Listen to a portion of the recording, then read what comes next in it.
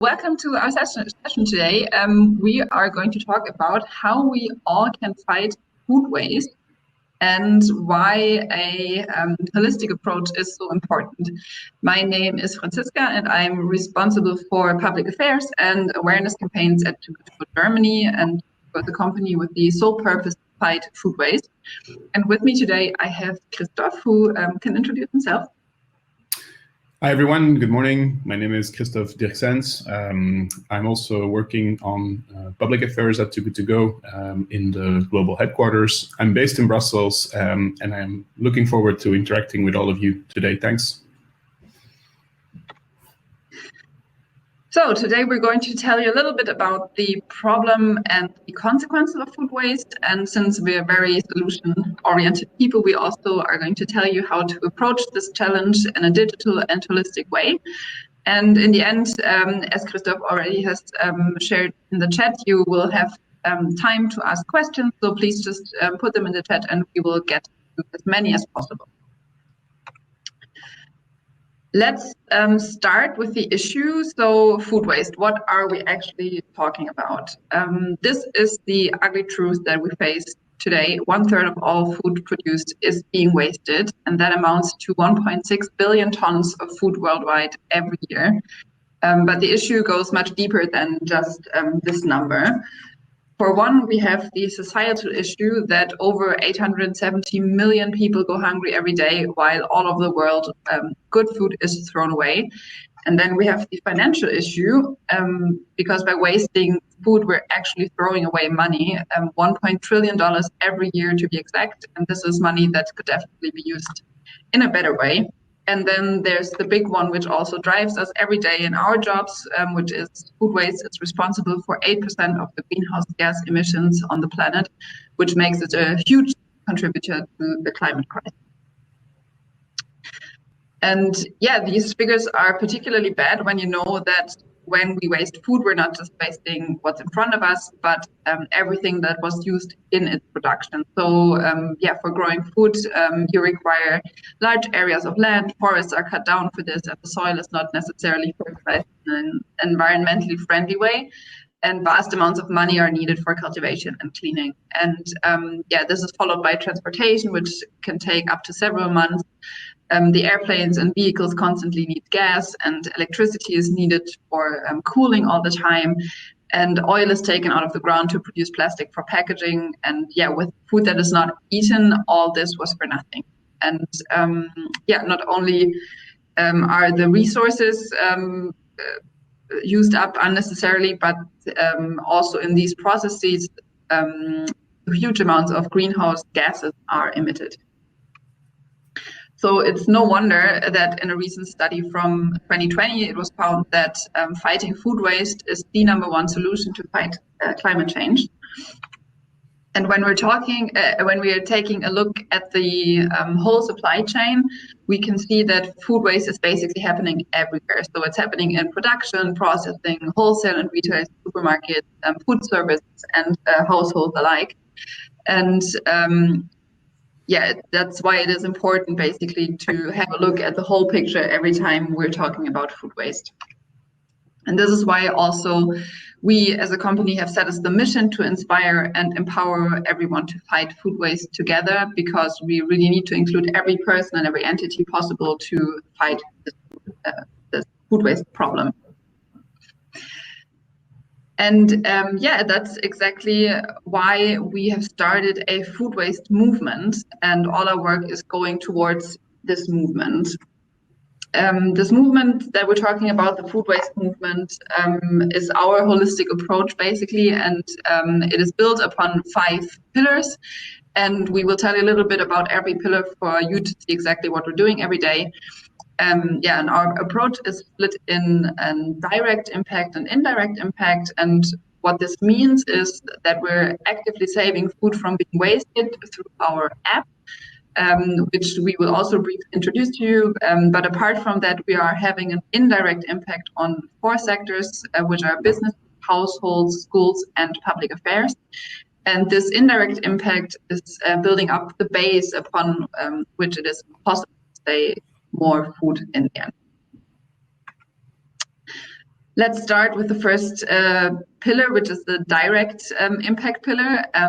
In order to fight food waste directly and on site, we built an app that connects food business and stores with consumers who want to fight food waste. So it's a simple and effective tool that enables consumers to save surplus food from retail, supermarket, and food services. And here in the app, consumers get delicious food at attractive prices, we say, and partners can reduce their own waste. And we help the environment by reducing food waste. So it's a win-win-win scenario. And this is how it works. So you download the app for free and get shown which stores near you have surplus food of the day left, and then you reserve the meal through the app for a reduced price. So usually that's around 1/3 of the original price, and then the only thing left to do is going to the store and pick up your food at the mentioned pickup time, which is just before the store closes. And you get your delicious food and nothing had to be thrown away.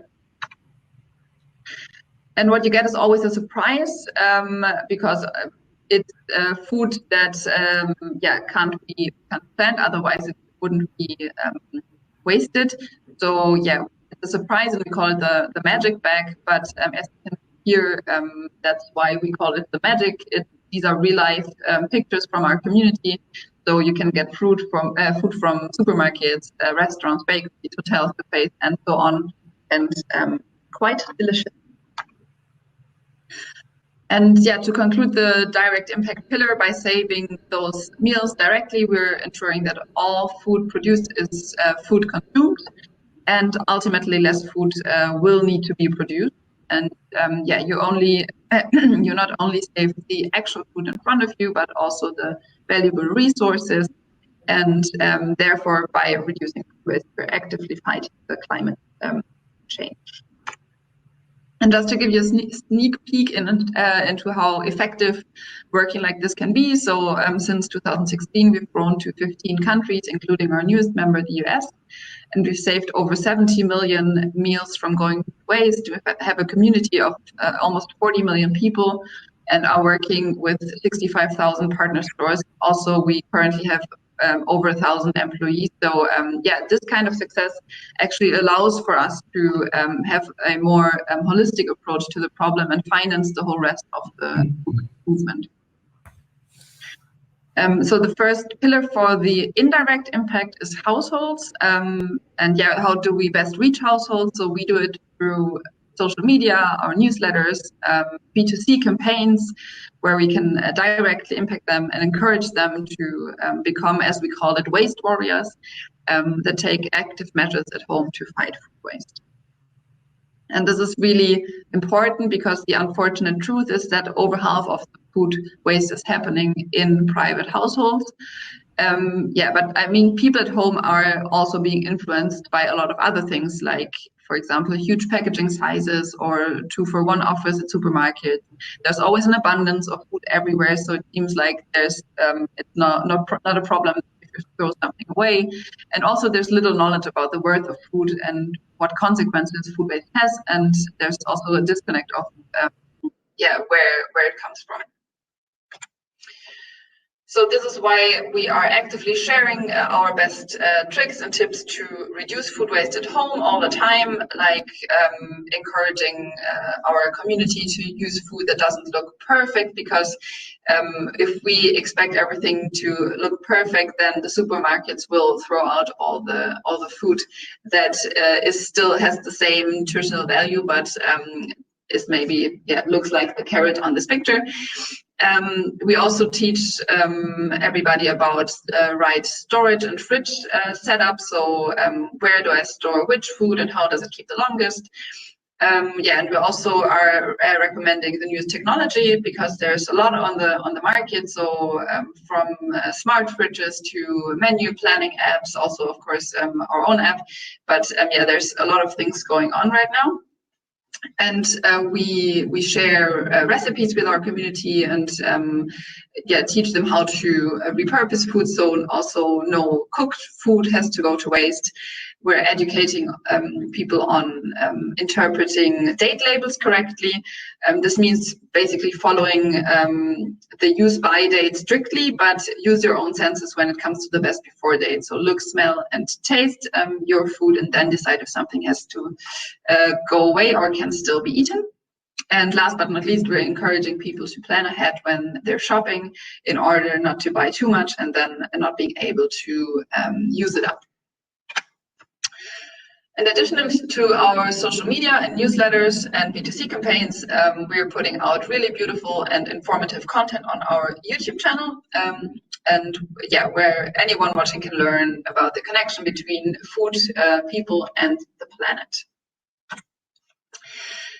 Next up, we have the indirect impact pillar schools, which is a super important pillar because only well-informed young people can become responsible and sustainable citizens and consumers in the end of tomorrow. And we want to inspire this younger generation to take action against food waste, basically. We want to bring them closer to the issue, and also to food itself. And to do so, we have created educational toolkits for all ages, from the age of 10 all the way up to universities.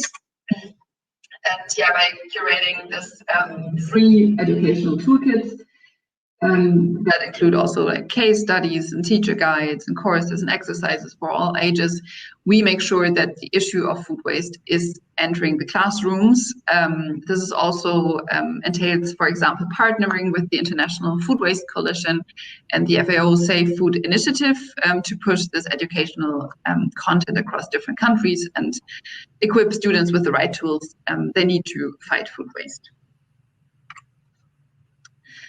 As I've said, the younger generations will be the change makers of tomorrow, and we've seen that impacting students and school children also means to directly influence the rest of the family and the behavior of the rest of the family. So we believe that educating the young people on this issue will be key to securing the sustainable futures that we want for us and for our planet.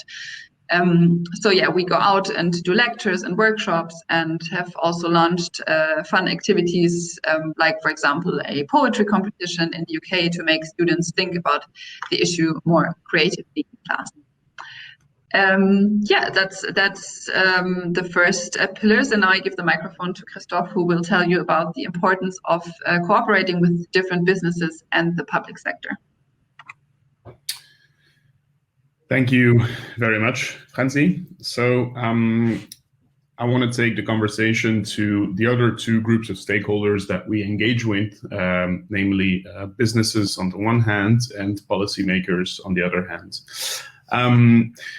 Businesses, first of all. Businesses range from all categories of businesses, from primary producers to manufacturers to distributors and retailers. And of course, they are faced with enormous amounts of either food loss or food waste in their own production lines.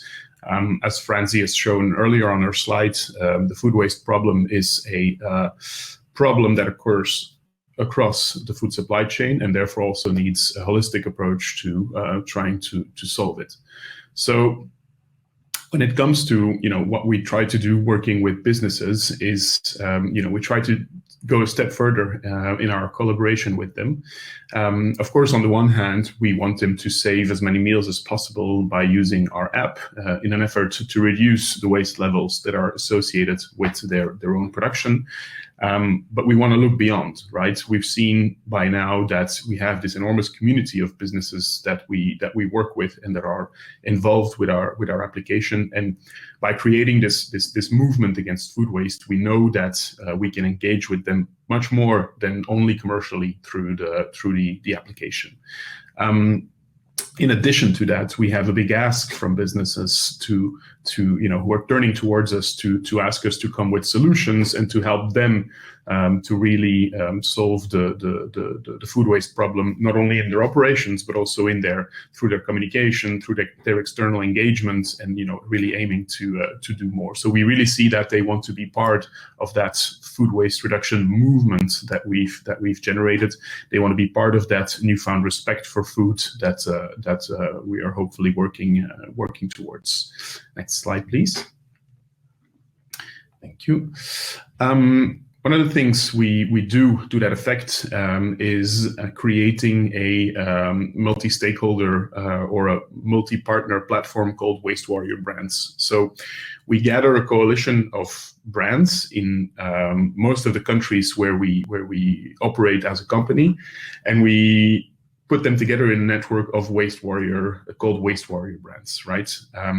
This I'll get into what that means exactly in terms of content in a minute, but this allows those brands to actively engage on the issue of food waste while being, learning from each other and being in that network of Waste Warrior brands. The picture you see here is, for example, our current Waste Warrior brand in Spain. Spain is the country where we launched this idea first.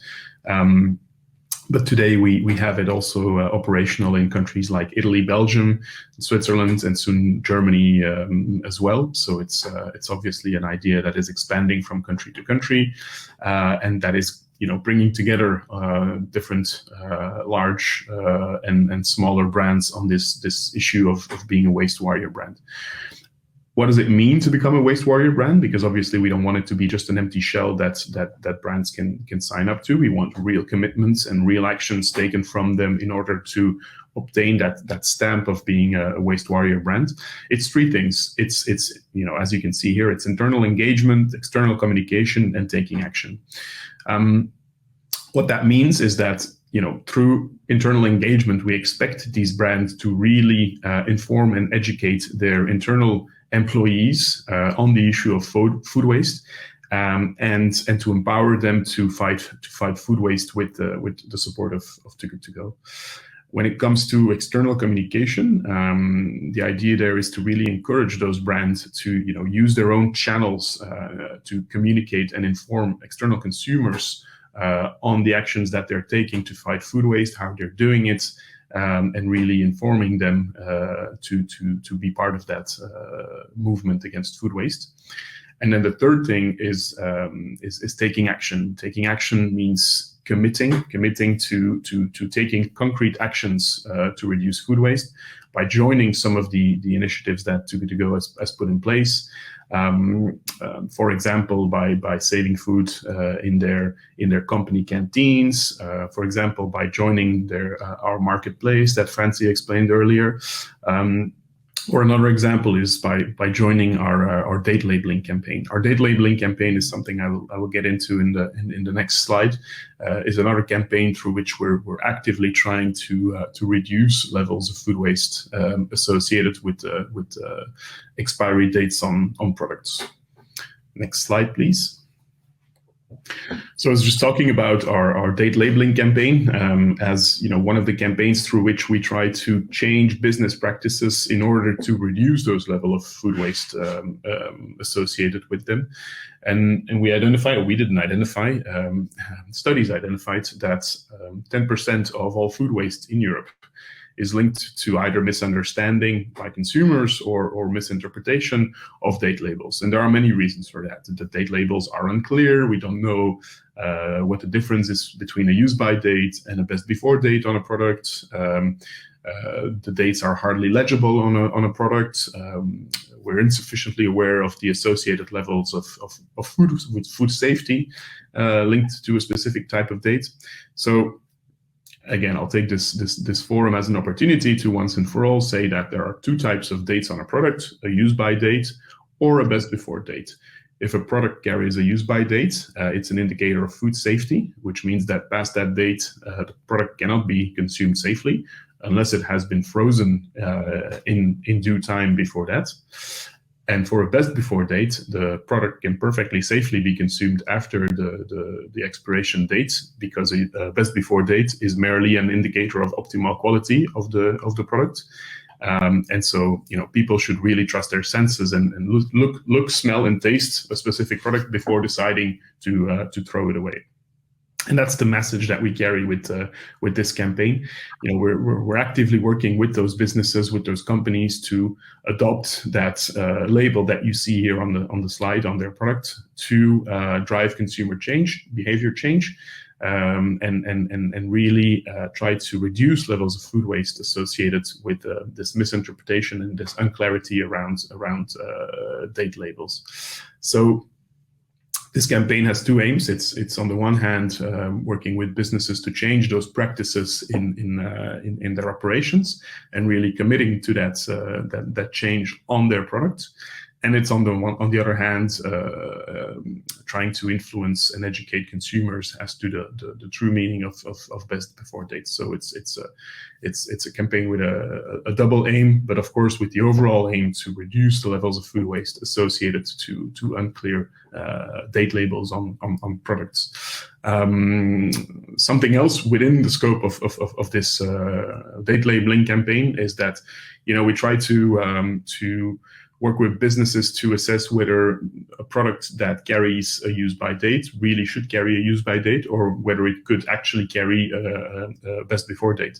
One of the good examples there is the work that we've done with Danone, for example, who have shifted entire product lines from use-by dates to best-before dates to say that this product can perfectly safely be consumed after their expiration date, as long as it has been stored and kept properly, of course, and that past the date, the product should be looked, smelled, tasted, and not immediately thrown away. So, next slide, please. So in France, for example, we've taken this date labeling campaign even one step further. We've transformed it into a real pact, a pact with 10 concrete, measurable, and ambitious commitments that companies who join have to take through this pact. They're all linked to improving these expiration dates.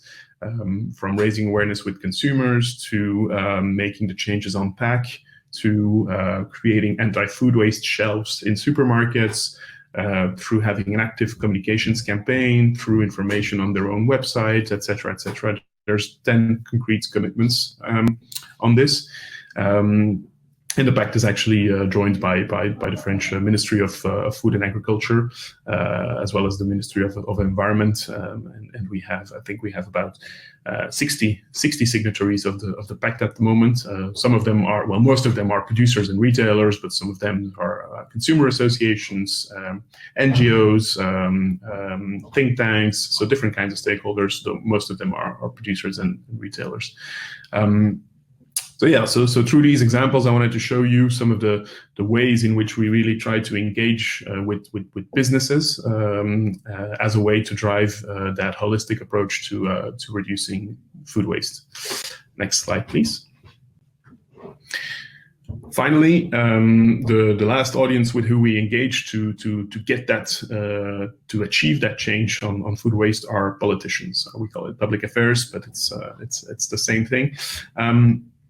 This is really about tackling the policy dimension, trying to see where the opportunities are in policy, to inspire policymakers to commit and to raise the bar on food waste reduction. The biggest problem with food waste is that there is no perception of a problem, right? People don't associate food waste with necessarily with being a massive issue, and it is a massive issue. So what we're trying to do here is try to ensure that we shine the light of policy on the food waste problematic. And we do that at different levels. We do that at local level by engaging in municipalities with mayors and in cities. We do that at country level, we do that at EU level, and we do that at global level. So different levels of policymakers where opportunities for engagement are present. And again, I'll give you some examples as to how we do that with those different levels. Next slide, please. So when we talk about policy engagement at local level and working with mayors and with cities, we've created an initiative that is called Zero Food Waste Cities, or Cities Against Food Waste. Fairly new initiative that has launched in France last year, that we're starting in Germany now, but that we will see develop in more countries in Europe and hopefully outside Europe next.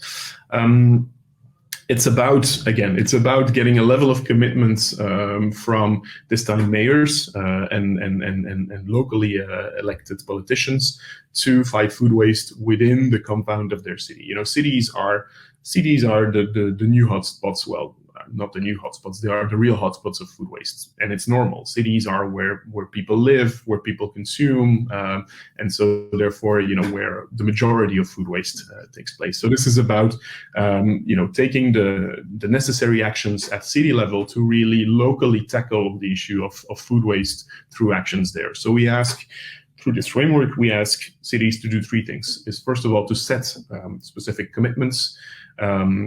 With setting commitments comes taking the steps, setting the steps, defining the steps, setting the targets, and communicating externally about the commitments that a city takes to fight food waste. The second step is about empowering action. It's where we offer the opportunity to cities to save surplus food and engaging with the local community. This can range from saving food from public canteens in a city, whether it's hospital canteens, whether it's a school canteen, whether it's a municipal canteen. Different types of really having that direct impact on saving food. And then the third thing we ask is that through this campaign, cities inspire people. So this is about, and hopefully past COVID, this will become increasingly possible. This is about engaging with kids in schools, in local schools, to address the food waste issue. It's about creating local anti-food waste events. So it's about making the issue of food waste visible locally in the local community. At the moment, we have about 10 cooperating cities on this framework in France, large and small cities, and that's something obviously we're trying to increase and to develop in other countries at later stage as well. Next slide, please. Other levels where we actively engage with policymakers to reduce food waste are at country level and at European level. There are many opportunities there, and more to come. Some countries, like France, for example, have taken action.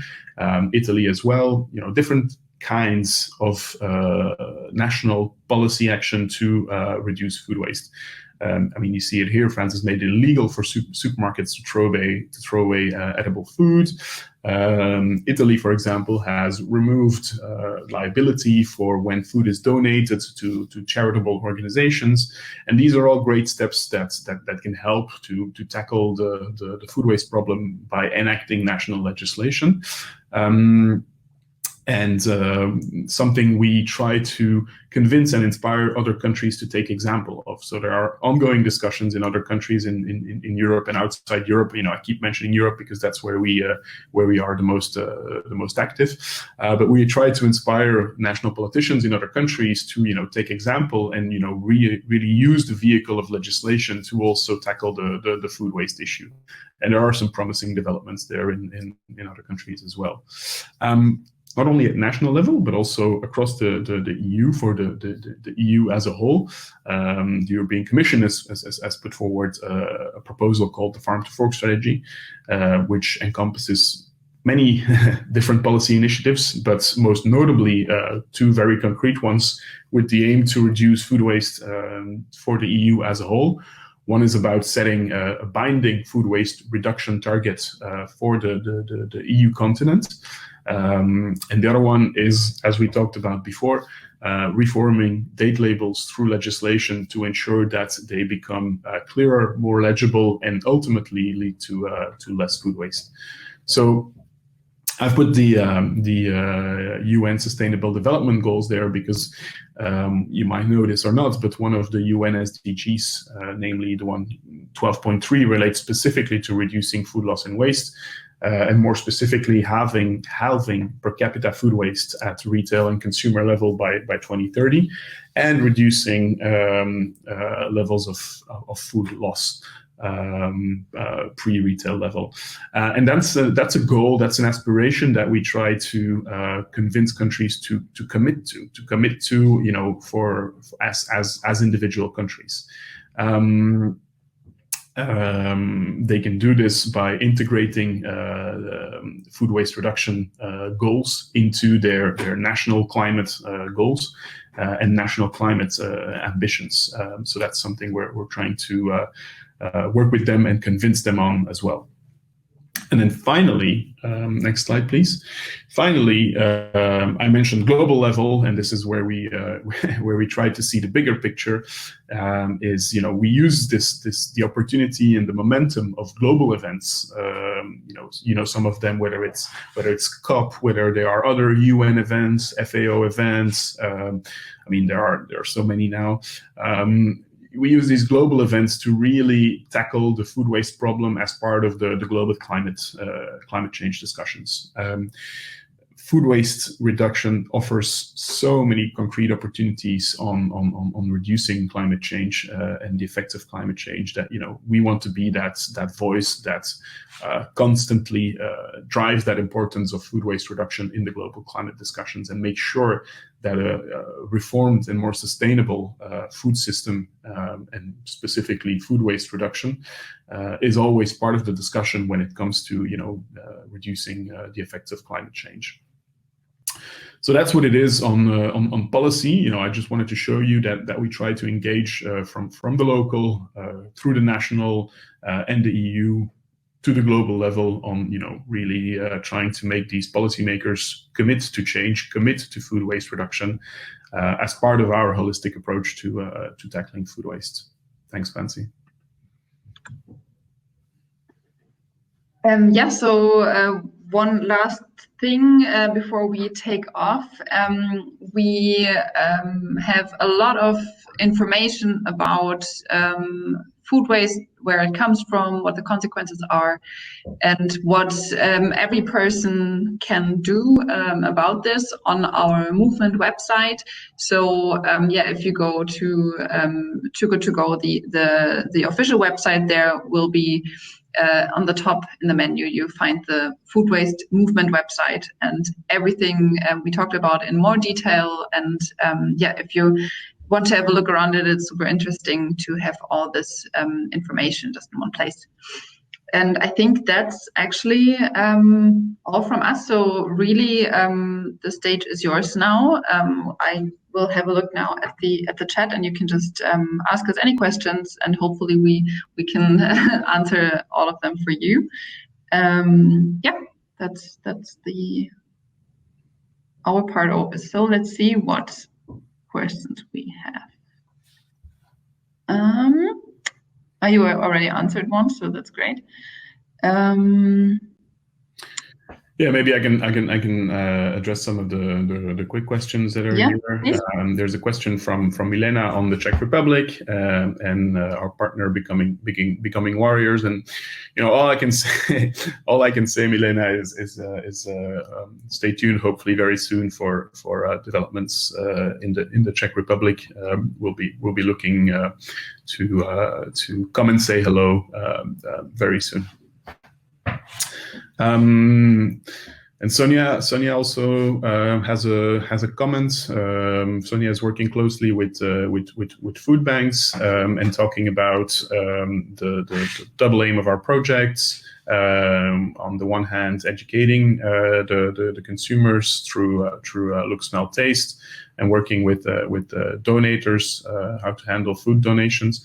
I mean, I'm not sure I understand the question fully. Hopefully, you're seeing some parallels between what you guys do and what we do as well, and trying to overall obtain a better environment for donations and overall a better consumer mindset around the issue of food waste. I know I can give an example very concretely. In Belgium, a couple of months ago, we worked together with the Belgian Food Banks Federation to move a reform of Belgian fiscal legislation to encourage food donations. Right, food donations can be encouraged by removing liability on the one hand, but also by making them more appealing for businesses, by removing VAT, just by creating a more advantageous fiscal environment around food donations. And so together with the Belgian Food Bank Federation, we achieved that in Belgian legislation just very recently, and we were able to reform the fiscal system to in what we hopefully will see is an increase in food donations to charity organizations in the future. And I think that actually ties in quite well with the point that we want to make when we say we want to fight food waste together. So that's kind of the point, that there are so many great organizations and companies out there who want to fight food waste in their own way, and we really aim to connect where we can with different entities, different organizations, in order to see, okay, we have the same problem. How can we work together? And this is a perfect example from Belgium. Yeah. Exactly. There's also a question from Bertram on our growth strategy, namely, what is our growth strategy? I mean, it's a very good question, Bertram. Our growth strategy is quite simple, actually. We depart from the fact that we are a social impact company, and our model is actually fairly easy to replicate in the different countries where we are. So we're very committed on having a strong local presence in every country where we open and develop. So we're currently active in 16 countries, and in each of those countries, we have a local sales team, we have a local marketing team, we have a local customer care team. So we're very driven on having that real local presence in all the countries where we open and operate. We don't want to be a company that is run centrally by a headquarter in another country. And we really maintain that. I mean, in all the, Francie said earlier that we have about just over 1,000 employees at Too Good To Go now, and those are all divided in the countries where we operate, right? From smaller countries where we have about 20 people to larger countries where we have up to 100 people. We invest in having that local presence, and we rely on having that model that we can very easily replicate with the experience that we have, and to really kickstart it and grow in other countries. So we were keen on establishing a strong presence in Europe at first, which we think we have. And then 6 months ago, we opened in the US, which is proving a real success, even though we're doing it very gradually from city to city. So Bertram has another question. How did you solve the platform problem? Without customers, no providers, and without providers, no customers. How do you manage to win providers? So basically, the biggest part of our team is a team that is introducing stores to our concept. So we're going out there for one. I mean, not in this current crisis, but we're usually going out there, introducing stores to our concept. We're calling them, and so we grow our base with this team. And then on the other hand, we have our marketing team that is getting the message out there to the customers. So we're very active in digital and in the digital realm, because also the app is obviously digital. So we kind of tackle this. You called it problem, but we feel like it's an easy way to connect them with the app. So we got the message out there through PR, through our social media, through the ads, through really word of mouth. That's one of the biggest factors for us, that people know us through word of mouth. So we always try to get as many customers aware of the new stores in the area through communicating about them. And then also we are now as well focusing on key accounts, which means bigger chains, which also have a lot more access in remote areas to stores. So yeah, that's something that we can do to provide really with a lot of different options for people in different areas.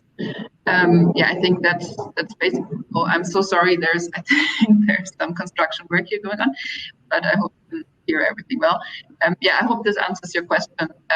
We have done it with this model in most countries. So in the beginning, obviously, it was a little bit of trial and error when we were still a startup, but now we're kind of, having it under control basically.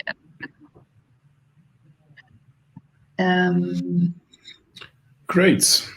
Are there any other questions? Otherwise, I really invite you to indeed go have a look at our movement sites that Franzi is showing, where you can see all the work that we're doing aside from the app, through the various pillar engagements that we tried to outline here. If there are no other questions, I think we can wrap up the session. Yeah. I mean, if that's all right for everybody, then I would say have fun at all the other sessions as well. And thank you for joining us today. And I hope you all learned a little bit of something and can now also be a future waste free. Thank you all. Have a great day. Thank you very much. Bye-bye. Bye-bye.